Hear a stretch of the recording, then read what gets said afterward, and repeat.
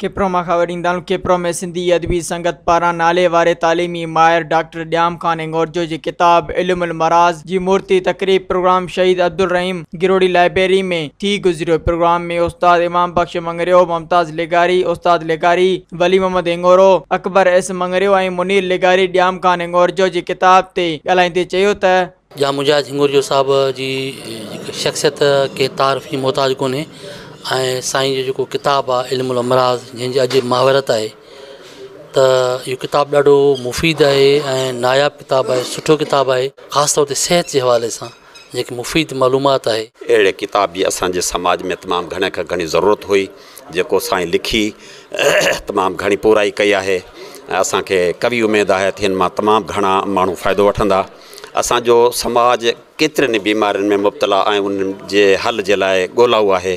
साईं जे इन किताब जे लाइ तमामु वॾी दिली ख़ुशी थी आहे जंहिंजी अॼु महूरत बि थी रही आहे। इल्म में अदब जी दुनिया में तिब जे कंहिं बि किताब जी महूरत असांजी नज़र में कोन गुज़री।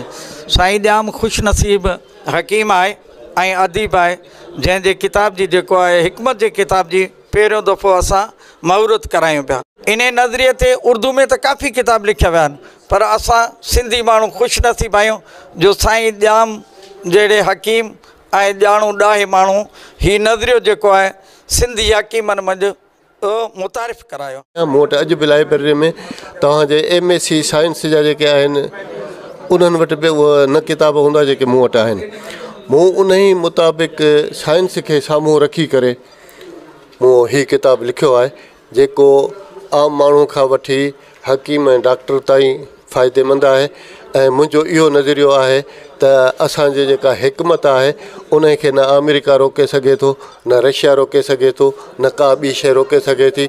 जॾहिं त प्रोग्राम में मौलवी अब्दुल अलीम दर्स, सोहराब एंगोरजो, मुनवर मल्ला, हाजी खान आतिफ बोजदार, न्याज साईं मंगरियो, सहाफ़ी असद शाह, अज़ीज़ आलेपोटो ऐं सजाद शहर समेत जजे तइदाद में माण्हुनि शिरकत कई। मज़ीद ख़बरनि ऐं तफ़सीलात लाइ विज़िट कयो असांजी वेबसाइट www.awamiNewsHD.com ऐं ॾिसंदा रहो अवामी न्यूज़ HD।